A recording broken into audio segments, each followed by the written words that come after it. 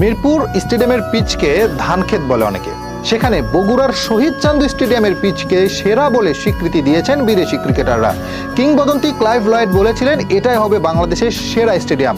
উইকেটের মান বিবেচনায় তাই হয়েছে, কিন্তু দেশের অন্যতম সেরা এই স্টেডিয়াম এখন পড়ে আছে অযত্নে, অবহেলায়।